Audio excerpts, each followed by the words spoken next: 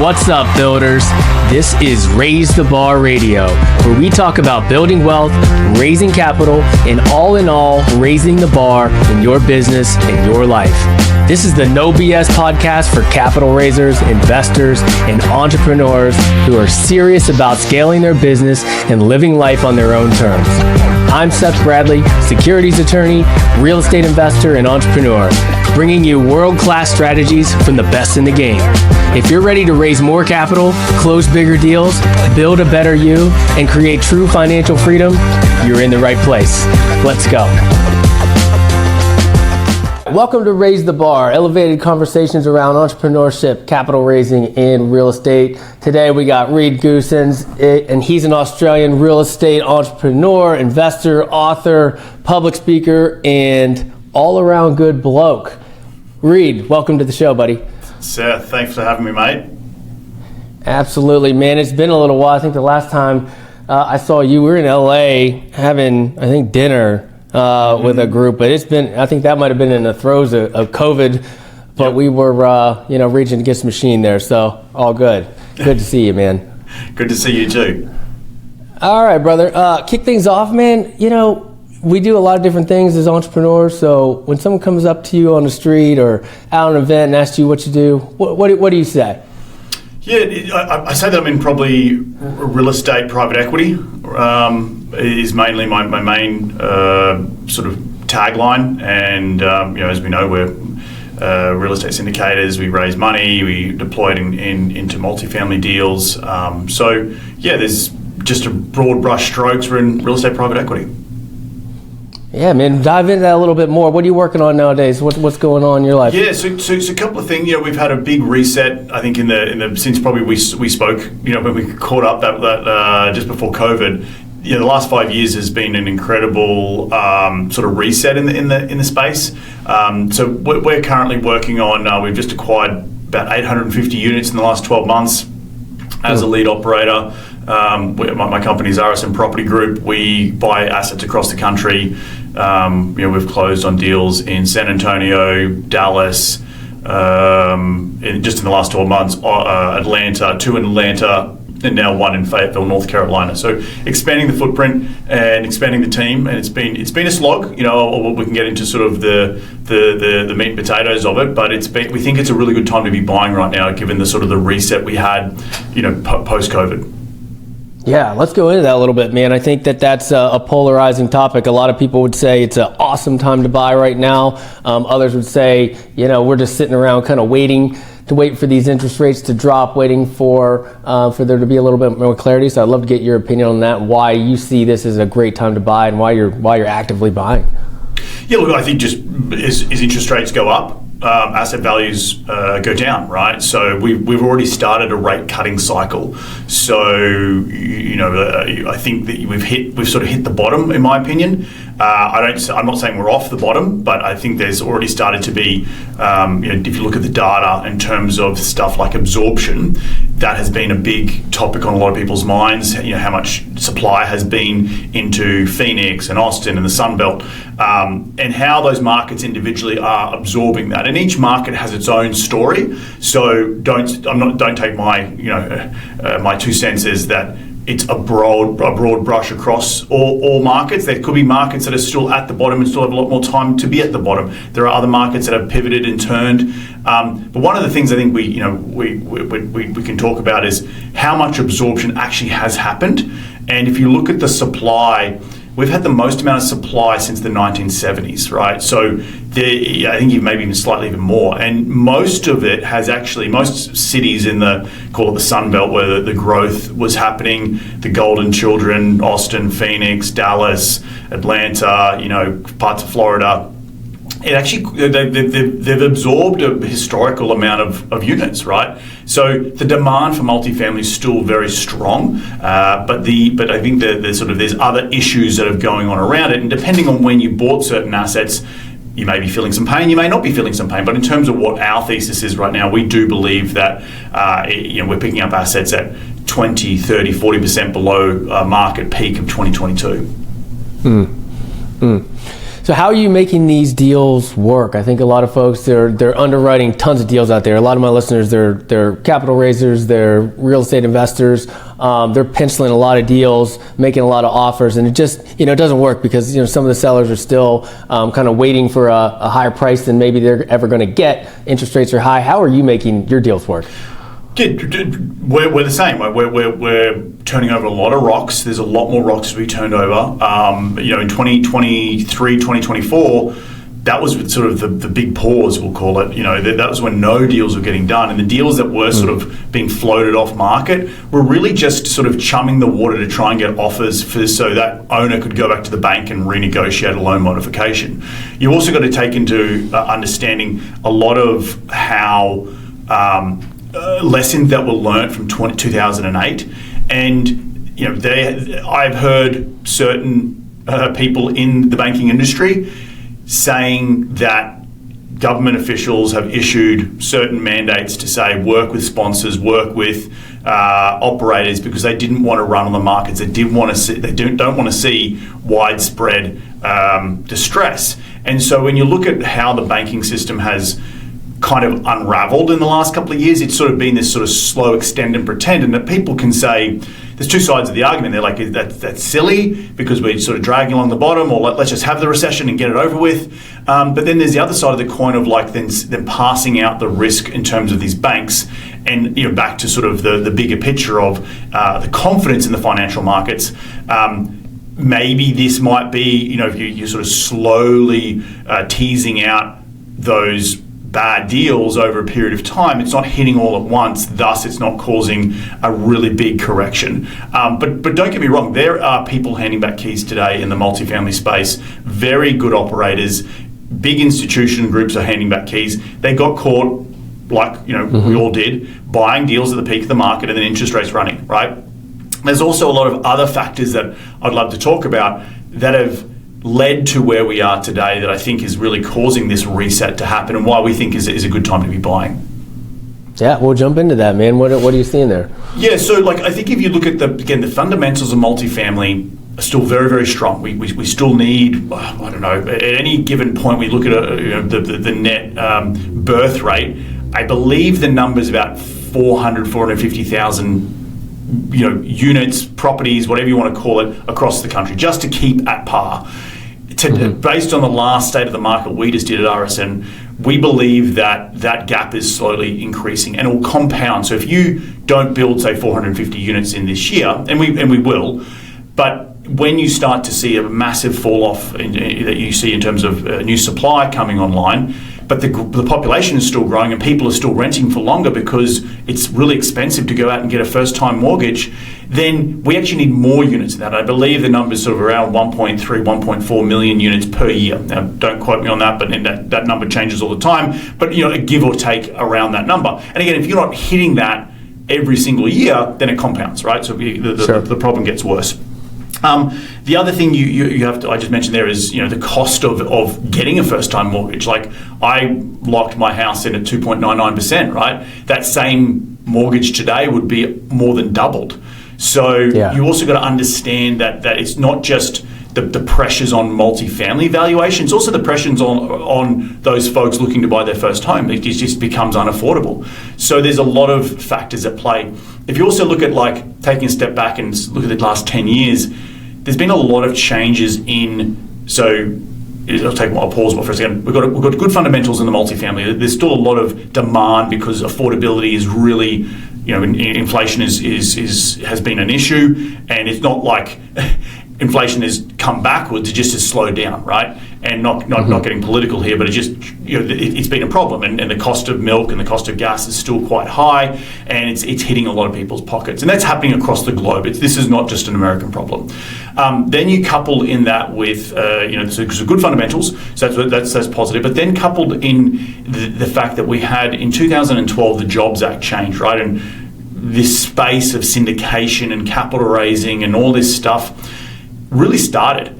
And it's I was talking to an investor the other day, and he sort of put it well, and it was, we've now gone from an infancy into our teenage years, right? And we've had problems. So I wouldn't say that the multifamily or commercial is quote unquote in a recession, but definitely the syndication space is within that, within capital raising, right? And syndications really maybe represent maybe 5 to 10% of the overall market when it comes to commercial real estate and raising capital. So when you think about it from that perspective, when it's been such a short period of time, considering this new way of raising capital, think about back in 2014, 2015, there's all these crowdfunding websites that sort of really hit the market. It sort of reminds me a little bit of AI today, right? There's a lot of, hysteria about it. And there's going to be corrections, right? And we're coming through a correction in the syndication space. So in terms of people who are out there capital raising and raising deals and doing multifamily operations, there's probably, 50, 60% of those, say, compared to like 2020, 19, 2020, where people could raise money at a drop of a hat. Right. I'm an engineer by trade, but I'm somehow raising money for 1,000 units, and I've just closed on 4 deals this year. Like, it was so frothy, right? And so I think it's the reset we've always needed to happen. But there is a lot of distress out there right now, and I don't wish that upon anyone. And that's just the reality of where we are at today. So we are picking up some assets where there is unfortunately complete equity wipeout. But the hard part is both retail and institutional equity are still very much on the sidelines, and I fear that people may be jumping back in, when the opportunities are gone. Now, a lot of people are also flying to that safety of newer product. So you're also seeing the Class C product, 60s, 70s, 80s vintage. There's a lot of distress in that because there's just not demand to buy. So I think, looking forward, I think there's also an element of how does that sort of space play out, and is there real deep discounts in those in that space, and can you pick it up at a good price? Let's be honest, these housing is not just going away; it's also going to evaporate overnight. People need these 70s, 80s vintage product because they maintain affordability, right? So back to sort of deal flow and how it's all going. I've said a lot there. I want please ask some questions. But there's been a ton of stuff in the last 10 years that has been outside of just the maturing of a market, i.e. syndications. We've had a reset. That's been affected by COVID. That's affected inflation. And now you're seeing people sort of a bit hesitant to come back in the market and going to a certain asset class, leaving another asset class really sort of in its wake. So a lot of things there to bite at, but it's not just one thing that's caused where we are today and why we think as a company it's a great time to be buying. Yeah. Dude, you said so much there, but there's just so many factors, right? And especially when it's not easy right now. A few years ago, 4 or 5 years ago, it was quote unquote easy, right? You could raise capital really easily. Everybody was investing passively. People are just getting started, quitting their W-2s and jumping into capital raising, jumping into even operating big multifamily units. It was crazy. It was a little bit of hysteria, really easy to do then. Now it's a little bit more difficult, but just kind of summing up what you said, like all these different things are influencing the market right now, and people like yourself and a few others that are able to transact right now, it's because all these different things. Like, you have an in-depth knowledge and experience in the market and in this industry, and you're able to kind of look at all these different factors and make educated decisions on it, compared to some of these folks that got in 5 years ago and they were just like, okay, I can do it, so I'm just going to do it. And now some of those are the deals that are distressed or went into foreclosure and got their past investors in trouble. Pardon the interruption, but we don't do ads. Instead, know that if you're raising capital for real estate, my law firm, Raise Law, is here to give you the expert legal guidance you need to raise capital compliantly and structure and close your deal. And if you're looking for a done-for-you fund-to-fund solution, TribeVest is the industry's only all-in-one setup and fund administration solution. Visit raise.law and tribevest.com to learn more. Right. And look, there's just the ebbs and flows of market cycles. And I think that's been the biggest lesson I've learned coming out of sort of, you can be as good an operator as you want, but when the market shifts and interest rates go up, there's not much you can really do about it, right? And then you add on top of that another big thing that a lot of people got in trouble, and I didn't know this either, right? But if you look back at when, say, you're transacting on assets in 2021, 2022, where the stimulus money, everyone post-COVID was moving out, they don't want to be with their mum and dad, they don't want a roommate, and all of a sudden rents were going up like crazy because people had money in their pockets. Well, the decline in rents that I saw from my research, supply was an issue, but it was also this turning off of the stimulus. Like overnight, rents, I saw in many active markets that I'm in, particularly like Phoenix and Austin, rents just dipped $300 overnight. And you look at when stimulus money was turned off. So the lesson there to learn is when you're making an investment decision, say on a rent roll in 2021, 2022, you're making a snapshot decision, right?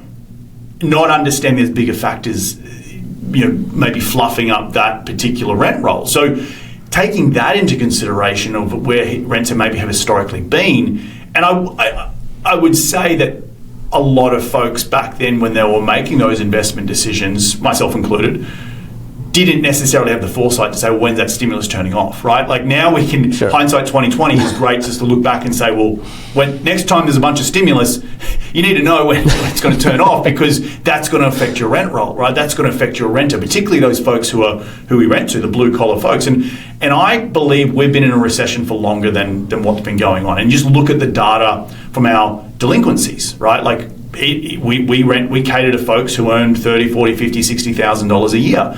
Delinquencies have spiked a lot. They've come in a fair bit and we've controlled it now. But back in middle of 2024, it was a bit of a cesspool because people have started racking up these rents. Stimulus money dropped. They can't then pay. Inflation's high. They can't pay their rent. They've got to keep food on the table. And then you're evicting all these folks, and there was just this whole eviction memorandum, moratorium. So there was just like people just coming to apply at our properties, and they've all just been evicted from 2 other places. Like, we can't take you. Like, so there was a period of time there for 6 to 12 months where it was very difficult to find qualified tenants and to find people who it was just like, the system sort of spitting it out because, again, stimulus money turned off and inflation was high. So, again, a lot of things I've said there, but there is these things that you look back at and you think, wow, it's had such an outsized impact on people's lives, on operators' lives. Then coupled with the interest rate environment, it's been. As I said, we've been in more of a recession than maybe what has been led on to, in the news, just by looking at data.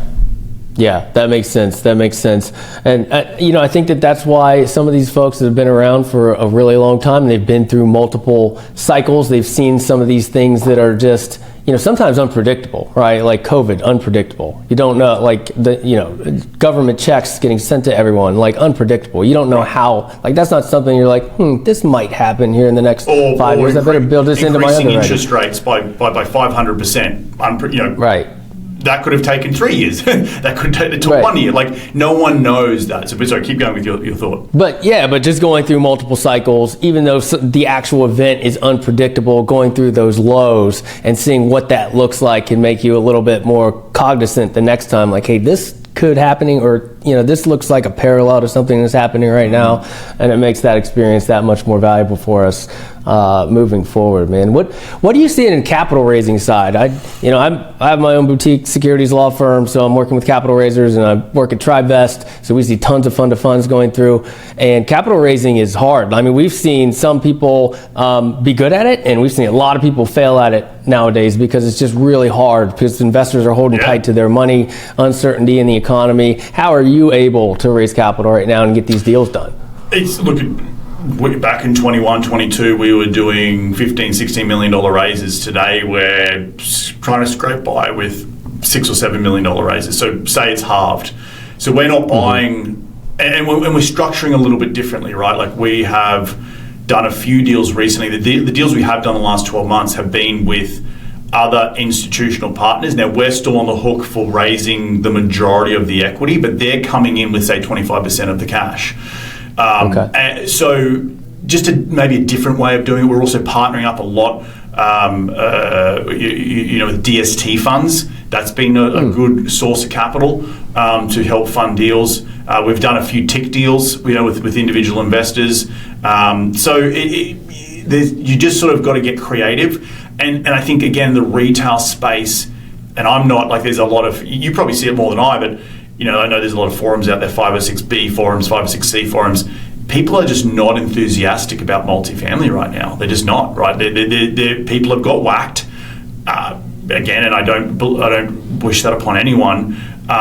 So I get it. I get that you're not, hey, invest in this multifamily deal in 2022. Oh shit, you lost your money. But hey, invest again because it's a really good time. Trust me. It's a hard pill to swallow. You know what I mean? So I think there's just the players in the space now have also dwindled, right? If you're getting deals done, you have an outsized advantage over people trying to get started in the industry. And I think the sort of last 2 to 3 years has really culled the crop of those operators looking for deals. So good for us, but you're only as good as your equity. And if you tie up a deal and you can't get the deal closed, then geez, you're good to no one. So we're doing a lot more. We've ramped up on the sort of sales side of our business. We've got 2 full-time staff, where 3 years ago I didn't have any staff on that side.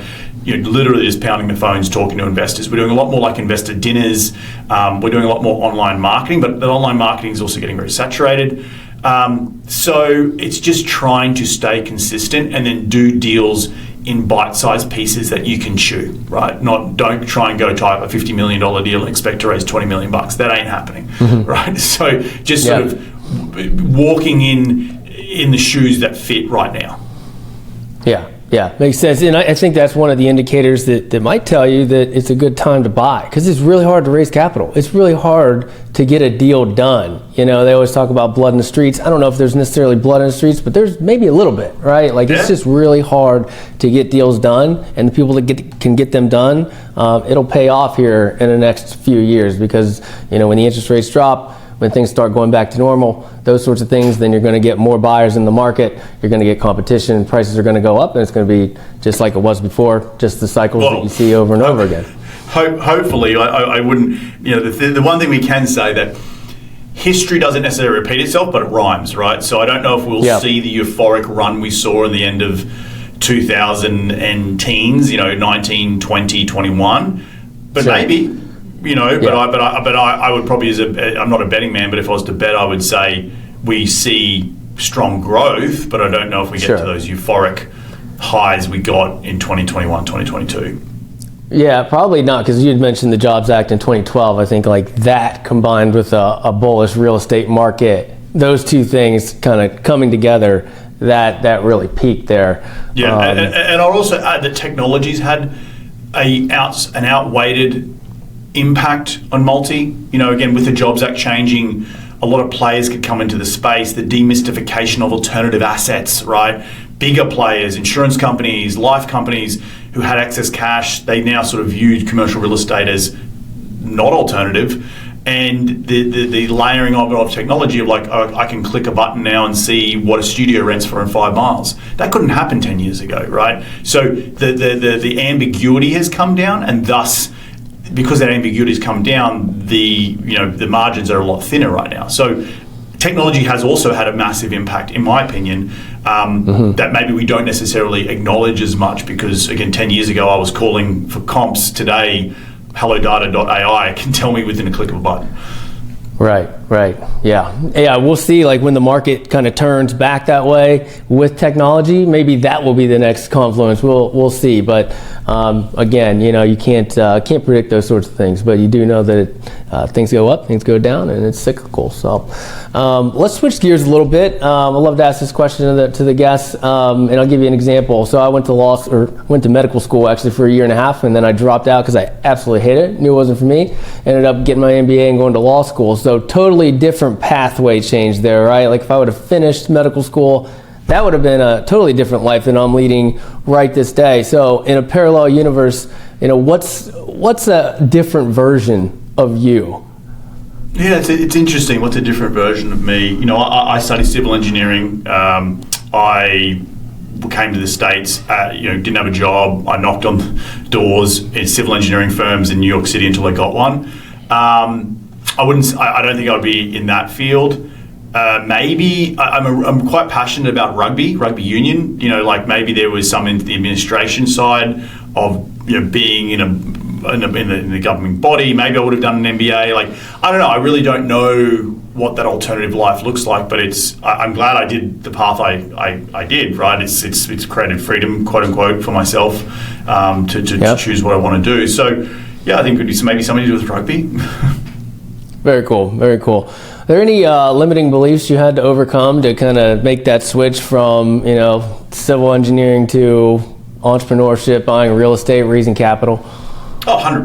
Many of them, right? And there's still limiting beliefs today as you go through different challenges as growing a business, right? It's just human nature. It's the lizard brain. The biggest one I think is, that when I look back and getting started is like, you got to bet on yourself, right? No one's going to come in, walk into your living room and hand you the keys.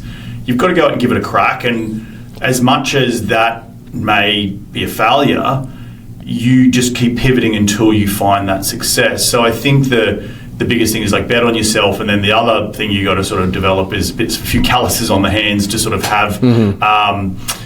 It's a marathon, not a sprint. You got to like understand how to grind a little bit. Yeah. What's your top core value? I know I have a number of them, but if you had to name one or two, what's your top core values? Man, I've got a few that I go by. One that comes to my mind as you say that is just sort of like being grounded, having 2 feet firmly on the ground, both in personal life and obviously business. So that's a pretty big one for me. I don't want to get too... I think that sort of, also can probably be led to I'm always trying to be... I don't know everything, right? I don't pretend to know everything. I don't want to know everything. Yeah. Also, I do want to know everything, but I don't want to pretend I know everything. and constantly be that student of learning and being humble enough to continue to learn, I think is where sort of that element of me, that goes back to my parents raising me the way they did. Yeah, love that. Yeah, I mean, being humble is important, right? Like, you've had a ton of success, but you've got to be humble enough to know that you don't know everything, to get advice, to get into rooms with people that know more than you do, or you're never going to get better. Like with the wrong attitude in that department, you're just never going to get better. Reed, really appreciate your time, man. Where can our listeners find out more about you?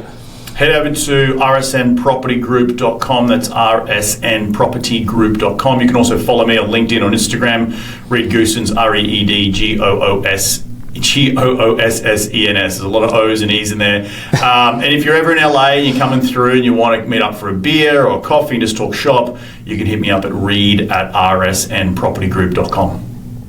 Awesome, brother. Really appreciate it, man. Thank you so much. Thanks for tuning in to Raise the Bar Radio. If you enjoyed today's episode, make sure to subscribe, leave a review, and share it with someone who needs to hear it. Keep pushing, keep building, and keep raising the bar. Until next time, enjoy the journey.